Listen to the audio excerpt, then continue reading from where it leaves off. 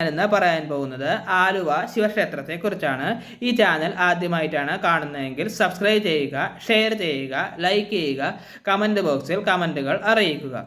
കർക്കിടക മാസത്തിൽ സന്ദർശിക്കേണ്ട ഒരു ക്ഷേത്രമാണ് ആലുവ ശിവക്ഷേത്രം. ബലിയർപ്പണത്തിനാണ് അവിടെ പ്രാധാന്യം. കേരളത്തിലെ എറണാകുളം ജില്ലയിലെ ആലുവയിൽ പെരിയാറിൻ്റെ തീരത്താണ് ആലുവ ശിവക്ഷേത്രം സ്ഥിതി ചെയ്യുന്നത്. ത്രിമൂർത്തികളിൽ ഒരാളായ മഹാദേവനാണ് പ്രധാന പ്രതിഷ്ഠ. പെരിയാർ മണപ്പുറത്ത് എല്ലാ വർഷവും കുംഭമാസത്തിൽ ആഘോഷിക്കുന്ന മഹാശിവരാത്രി പ്രസിദ്ധമാണ്. ശിവരാത്രി ആഘോഷിക്കുവാൻ അന്നേ ദിവസം ആലുവ മണപ്പുറത്ത് ആളുകൾ ഒത്തുകൂടുന്നു.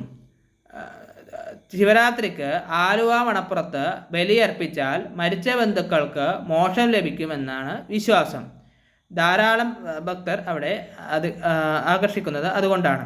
ശിവരാത്രി കൂടാതെ കർക്കിടകവാവിനും ഇവിടെ ധാരാളം ഭക്തർ ബലിയിടാൻ വരാറുണ്ട്. ഐതിഹ്യം: പരശുരാമൻ പ്രതിഷ്ഠ നടത്തിയ 108 ശിവക്ഷേത്രങ്ങളിൽ ഒന്നാണ് ആലുവ ശിവക്ഷേത്രം. ത്രേതായുഗത്തിൽ ശ്രീരാമൻ പക്ഷിശ്രേഷ്ഠനായ ജടായുവിന് അന്ത്യകർമ്മങ്ങൾ നിർവഹിച്ചത് ആലുവ ശിവക്ഷേത്രത്തിലാണ് എന്നതാണ് ഐതിഹ്യം. തന്മൂലം ഇവിടെ ബലിയിടുന്നത് അത്യധികം വിശേഷമായി കൊണ്ടാടുന്നു. വിശേഷ ദിവസങ്ങൾ: കുംഭത്തിലെ ശിവരാത്രി, മഹാശിവരാത്രി, ധനുമാസ തിരുവാതിര, പ്രദോഷ ശനിയാഴ്ച, ഞായറാഴ്ച, തിങ്കളാഴ്ച എന്നീ ദിവസങ്ങളും മഹാദേവന് പ്രധാനമാണ്. മുഖ്യ വഴിപാടുകൾ: ധാര, പിൻവിളക്ക്, മൃത്യുഞ്ജയ അർച്ചന, മൃത്യുഞ്ജയ ഹോമം. ശിവരാത്രി: പെരിയാറിൻ്റെ തീരത്ത് ആലുവ മണപ്പുറത്ത് എല്ലാ വർഷവും കുംഭമാസത്തിൽ ശിവരാത്രി ദിനത്തിൽ കൊണ്ടാടുന്ന ഹൈന്ദവ ആഘോഷമാണ് ആലുവ ശിവരാത്രി. ശിവരാത്രിക്ക് ശേഷമുള്ള ദിവസം രാവിലെ തീർത്ഥാടകർ പിതൃക്കൾക്ക് ബലി അർപ്പിക്കുന്നുണ്ട്. പ്രത്യേകത: പ്രകൃതിയുടെ നിയന്ത്രണത്തിൽ സ്വാഭാവികമായി ആറാട്ട് നടക്കുന്ന ചുരുക്കം ക്ഷേത്രങ്ങളിൽ ഒന്നാണ് ആലുവ ശിവക്ഷേത്രം.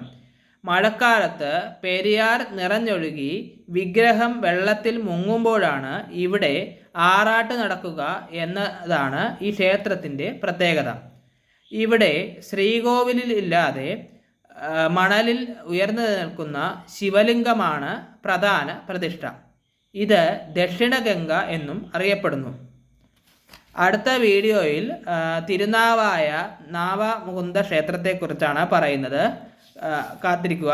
ഇത് തിരുനാവായ ഭാരതപ്പുഴയുടെ തീരത്താണ് സ്ഥിതി ചെയ്യുന്നത്. ആ ക്ഷേത്രത്തെക്കുറിച്ചുള്ള വീഡിയോയ്ക്കായി കാത്തിരിക്കുക. നന്ദി, നമസ്കാരം.